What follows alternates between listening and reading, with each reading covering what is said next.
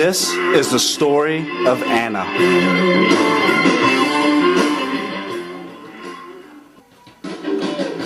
Anna! Anna, come here! What, Daddy? What? What?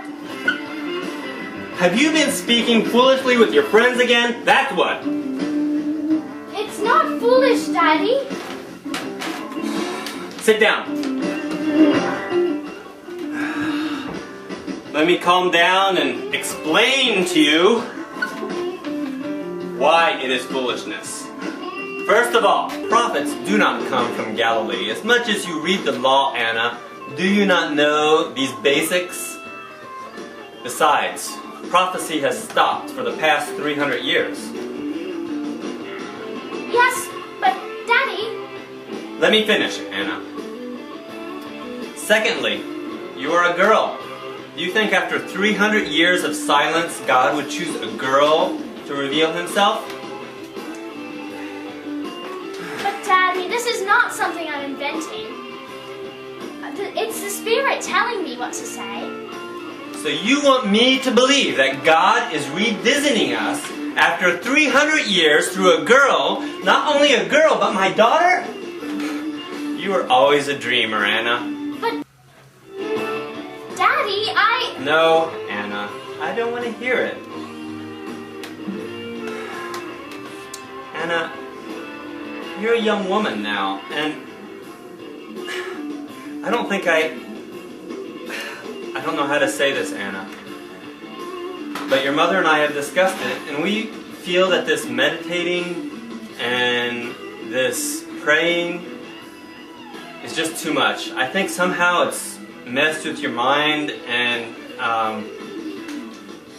I think it is time for you to turn to more profitable things. You're a young woman. I think it is time for manly pursuits.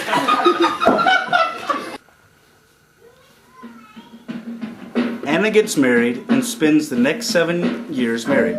Suddenly her husband dies and Anna finds herself not knowing what the next step in her life should be. Daniel goes to the temple to visit his daughter Anna. Your room looks a lot more comfortable than I once imagined.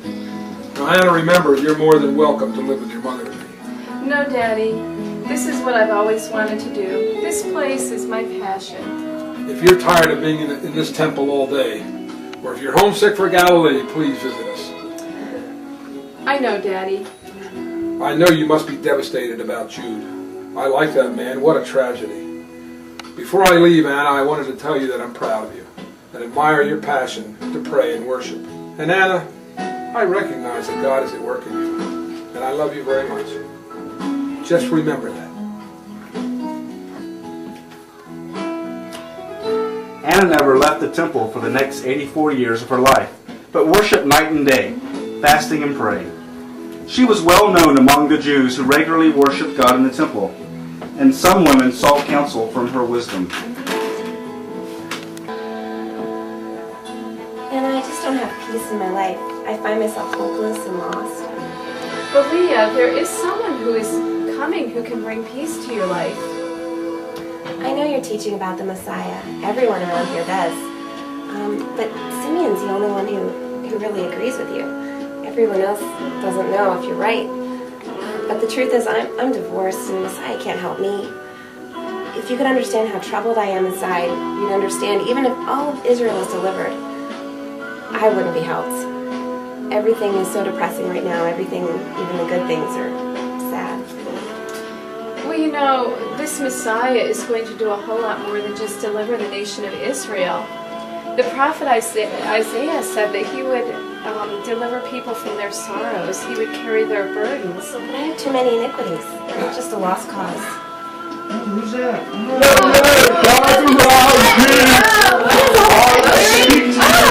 That is Simeon's voice. What is Simeon holding? Well, now I have something to tell you. And to this wee one here, Sovereign Lord, as you have promised, you now dismiss your servant in peace. For mine eyes have seen your salvation which you have prepared in the sight of all people. A light for revelation.